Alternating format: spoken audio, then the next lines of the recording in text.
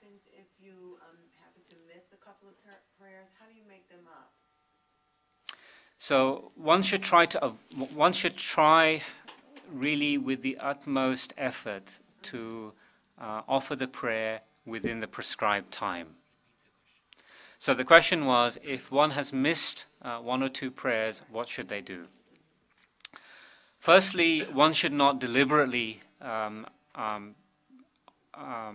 miss the prayer and feel that it's acceptable to miss the prayer and pray it at a later time. So one should not do that intentionally. However, there are circumstances where this might happen, and if it does happen, one should offer the prayer as soon as possible. Okay, so I'll give you an example of what might be considered a non-deliberate missing. So if one makes the effort to set their alarm clock, okay, when they go to bed, they set their alarm clock to wake up for the Fajr prayer. Okay, some reason that alarm clock just didn't ring. Okay, and you wake up. Okay, it's gone sunrise. Okay, so you had made the effort. Okay, to pray the Fajr prayer on time.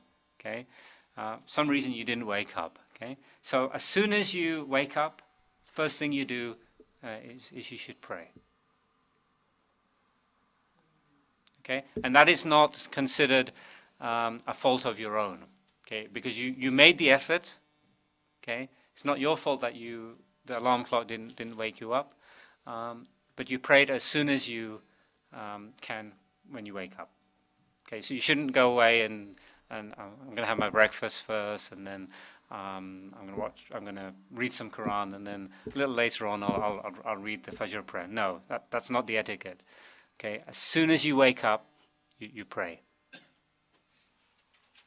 Okay, if it's another prayer, let's say you missed the Zohar prayer or the Asr prayer, you pray it as soon as you can. Okay, but one should not deliberately miss the prayer. Someone was working and they didn't have a place, or they wasn't given opportunity to pray, and during the day, what happens? So, if one is at work, generally speaking, one cannot use this as an excuse not to pray. Okay, one should request from their employer a place to pray, and you don't need much space, just a small space. Maybe there's a spare meeting room, there's a little corridor that's not used very often. You can find a place to pray, and the whole world is a place of prayer.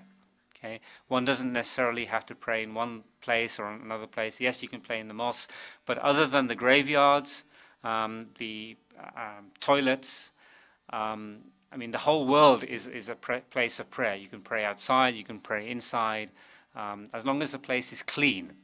And what we mean by clean in this sense doesn't necessarily have to be carpeted. That's not what we mean by clean. It needs to be free of impurities, like urine or feces or anything of that, blood, these type of things. As long as it's free from those type of things, you can play on the grass, you can play on concrete, you can pray anywhere. Outside your car and pray. Yeah. If one is able to pray standing, so the question is, can you pray in the car? Okay. So if one is able to pray standing, then one should pray standing. Okay. If one has some physical disability that prevents them from praying standing, then they can pray sitting. But if one does not have a physical disability, then it's not proper to pray sitting when it is possible to pray standing. Does that answer your question? Okay. So these are the timings of the prayer. Okay. You will find differences in these timetables with respect to the end time for Zohar, which is also the start time for Asr. Okay. So you'll find, depending on which opinion is being followed by a particular masjid, you'll find approximately a 30 or 45-minute difference in that prayer time. Okay, so that's the end time for Zohar or the start time for Asr. The other two differences what you might find is the start time for Fajr, which is the dawn time, okay, and the start time for Isha is when it's dark. You might also find differences in about 20 minutes, 25 minutes between different timetables for those times also. And these are just differences in calculation methods that are used. So don't worry too much about those differences. Just follow. Best thing is just to follow your local masjid. Any questions on the timings of the prayer? In Mecca, how many times do they pray like this, like every time like this, or how do they pray? Okay, so in Mecca, the question is, how are the prayers offered in Mecca? So in any masjid, actually, usually what happens is a masjid will have a timetable for when the congregational prayer is offered. So the congregational prayer has to be offered between the start time and the end time for that particular prayer. And each masjid decides to do it a slightly different way. So for example, some masjids decide to do the Zohar prayer at 1:15, okay, the whole year round. Okay, so for example, the masjid in Piscataway, that's what they decide to do. The Zohar prayer is always offered at 1:15.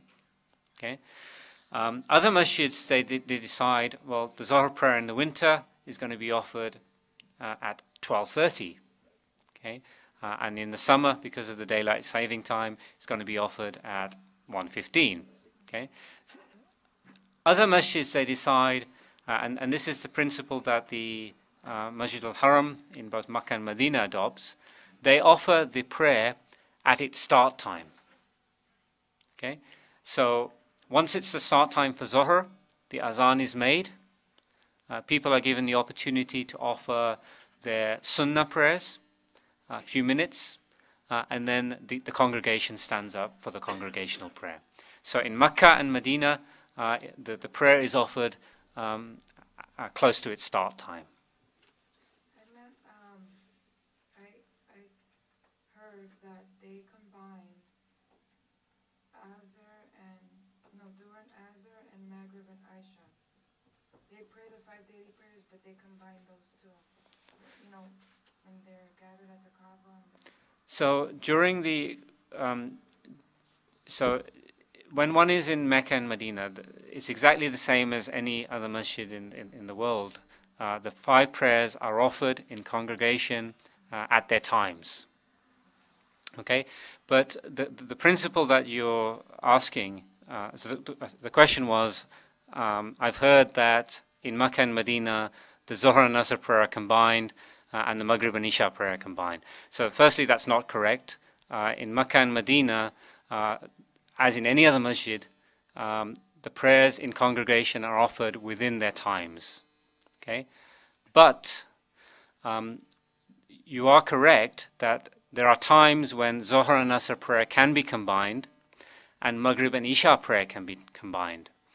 And during the Hajj, for instance, when one goes to Arafat and Muzdalifah, Zohar and Asr prayer are combined and Maghrib and Isha are combined. Okay, but this is not in the Haram in Makkah or Medina. This is a special thing that's related to the Hajj. The other time when people do this is when they're traveling. Okay, there is a particular concession according to some schools of fiqh where the Zohar and Asr prayer can be shortened and combined, and similarly the Maghrib and Isha prayer can be shortened and combined for the traveler. Okay, so the traveling and because of the Hajj and the number of people. It's not to do with the number of people. Okay, it's a special thing that's related to the Hajj.